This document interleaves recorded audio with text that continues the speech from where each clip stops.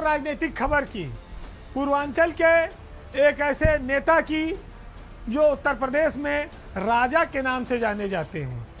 जब कोई चुनाव होता है तो सत्ताधारी दल हो या विपक्ष हो, वो मदद मांगने के लिए राजा की ओर देखता है।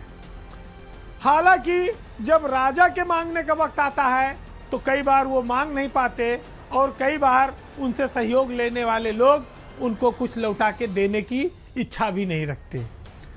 तो ये सियासत में वन वे जो सिस्टम चल रहा है, सिर्फ देने का, मिलने की कुछ उम्मीद नहीं है। आज चर्चा उसी खबर पर। उत्तर प्रदेश में रघुराज प्रताप सिंह राजा भैया 6 बार के विधायक हैं। उनके साथ अक्षय प्रताप सिंह एमएलसी हैं। उनके साथ शैलेंद्र कुमार कई बार के सांसद हैं। ये सब जनसत्ता दल जो पार्टी बनी राजा भैया की, ये उसके पिलर हैं। भाजपा और योगी आदित्यनाथ के नाम पर राजा भैया कई बार कुर्बान हुए। वो खुद 6 बार विधायक रहे। 2018 में उन्होंने अपनी पार्टी बनाई ये सोचकर कि इसका विस्तार करेंगे, लेकिन उसके विस्तार में कहीं राज्यसभा का चुनाव तो कहीं कोई चुनाव आ गया और मदद लेने वालों ने मदद तो ली, लेकिन उनकी पार्टी का जो विस्तार है वो कुछ कदम आगे नहीं बढ़ पा रहा है। अगर हम नज़र डालें तो 2019 के लोकसभा चुनाव में राजा भैया ने प्रतापगढ़ से अक्षय प्रताप सिंह को और कौशाम्बी से शैलेंद्र कुमार को लोकसभा का चुनाव लड़ाया था। ये दोनों चुनाव हार गए, लेकिन वोट बहुत अच्छा मिला। शैलेंद्र कुमार को तो खैर 16% से ज़्यादा वोट मिला था। 1.5 लाख से ज़्यादा वोट उनको लोकसभा में मिला कौशाम्बी में। राजा भैया जिस सीट से विधायक हैं कुंडा से, वो उनकी और बाबागंज सीट, ये दोनों कौशाम्बी लोकसभा में आती है, जिस पर विनोद सरोज और राजा भैया दोनों विधायक हैं। 19 में जब पार्टी को बहुत सफलता नहीं मिली तो जब 22 का विधानसभा चुनाव हुआ तो राजा भैया ने 24 सीटों पर अपनी पार्टी को चुनाव लड़ाया और 2 विधायक उनके जीते। 2 विधायक हमेशा से उनके जीतते रहे हैं, विनोद सरोज और राजा भैया। लेकिन इससे पहले अभी राज्यसभा का जब चुनाव हुआ तो दोनों वोट मांगने के लिए अखिलेश यादव भी राज्यसभा राजा भैया के पास गए और बीजेपी भी राजा भैया के पास गई कि अपना वोट हमें दे दीजिए। उन्होंने राज्यसभा के इलेक्शन में अपने दोनों वोट संजय सेठ को दिलवाए, भाजपा के समर्थित प्रत्याशी को, और अपने साथियों के भी वोट दिलवाए। लेकिन जब लोकसभा चुनाव में बारी आई मांगने की, तब वो खामोशी ओढ़े हुए हैं। अब उनके यहाँ नामांकन समाप्त हो गया है। इस लोकसभा के चुनाव में राजा भैया ने एक भी प्रत्याशी नहीं उतारा। उनकी जनसत्ता पार्टी, जनसत्ता दल जो है, वो इस बार लोकसभा का चुनाव नहीं लड़ रही है। हालांकि उनकी जो योजना थी वो 2 सीटों पर फिर लड़ने की थी, लेकिन भाजपा ने उनको सहयोगी दल ही नहीं माना, ना उनसे कोई बात की कि आप अपना कैंडिडेट लड़ा दीजिए।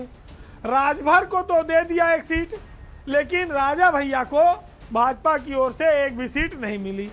फिर कोशिश हुई कि समाजवादी पार्टी से गठबंधन हो जाए, लेकिन अखिलेश यादव इस गठबंधन में ज़्यादा इंटरेस्टेड नहीं दिखे। शायद उनको अतीत की तमाम सारी बातें याद थी या उनको अतीत की कुछ पीड़ा रही हो, तो अखिलेश यादव और राजा भैया का गठबंधन भी नहीं हो पाया। अब नामांकन समाप्ति की तिथि बीत गई है। जनसत्ता दल और उसके लोग चुपचाप बैठे हैं। लोग इस सोच में हैं कि आखिर ऐसा क्यों हुआ। राजा भैया हर चुनाव में सत्ताधारी दल को, बीजेपी को मदद करते रहे। अब क्या वो दर्शक दीर्घा में बैठे रहेंगे, वहाँ से खाली नज़ारा देखेंगे, या अपने लिए, अपनी पार्टी को बढ़ाने के लिए भी कुछ कोशिश करेंगे? उनकी अहमियत बढ़ी थी, लेकिन राजनीति के जो जानकार हैं वो कहते हैं कि वो मांगने में चूक गए। चूँकि ठाकुर मतदाता और जो संगठन है वो पहले चरण की वोटिंग में बीजेपी के खिलाफ काफ़ी सारा आंदोलन कराते आ रहे थे। काफ़ी नाराज़गी थी, बीजेपी उससे डरी हुई थी, सहमी हुई थी।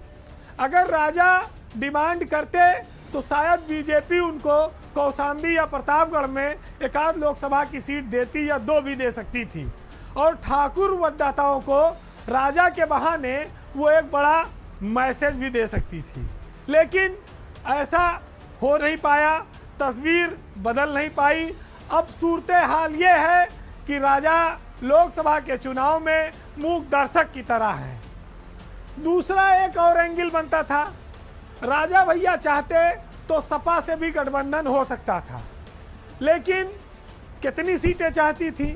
2 सीटों पर वो डिमांड कर रहे थे।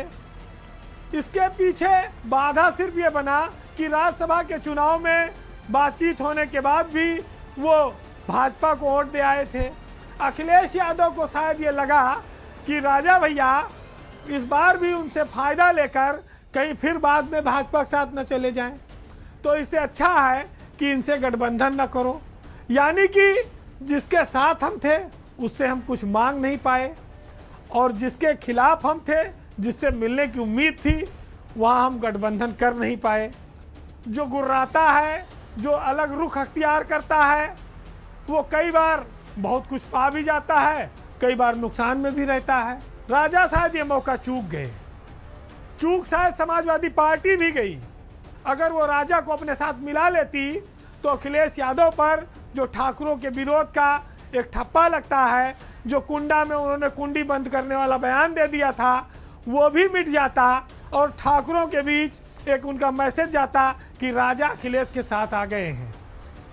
बहुत सारी चीज़ें रही जो इस लोकसभा चुनाव में हो सकती थी, लेकिन हुई नहीं। क्यों? क्या कोई दबाव था?